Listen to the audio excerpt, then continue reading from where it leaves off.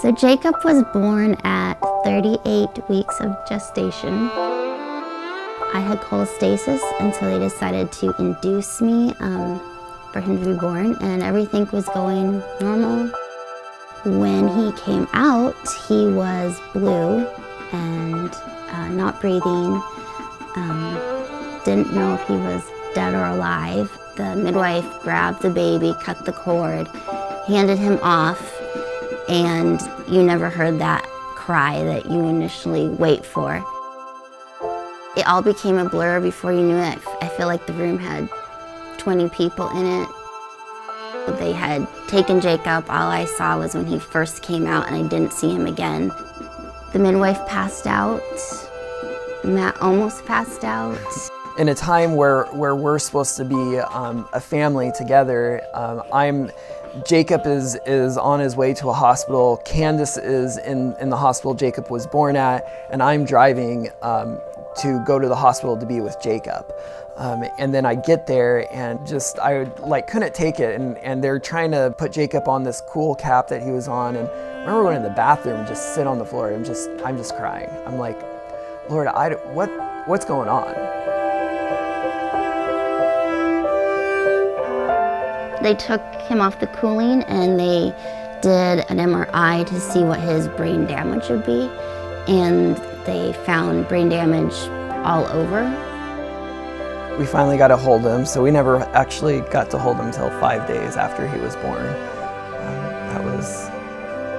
That was hard, and I don't think we ever got to hear him actually cry at all till 10 days or something.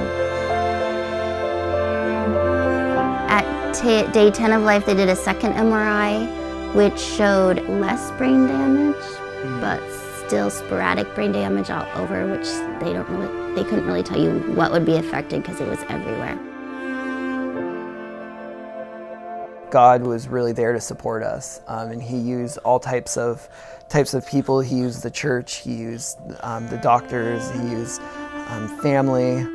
I had read Psalm 124, and the beginning part says, "Had it not been for the Lord who was on our side, let Israel now say."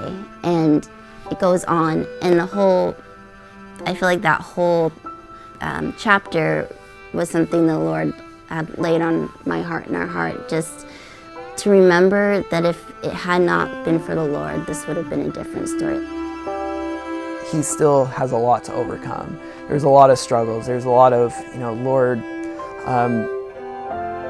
what is it going to be like in 10 years? Even though I don't understand why the circumstances happen, I have to trust in who He is, what He says, and that He has a plan to use Jacob. Maybe not the way I would want, but I'm excited to see what He does have. God being good doesn't mean that hard things don't happen. Hard things happen, but God is still good in it, and He is faithful. With God, there's just that peace that comes, even though sometimes your world is kind of swirling around you. It's our hope is in God through this whole time. This is who's really helping us through this.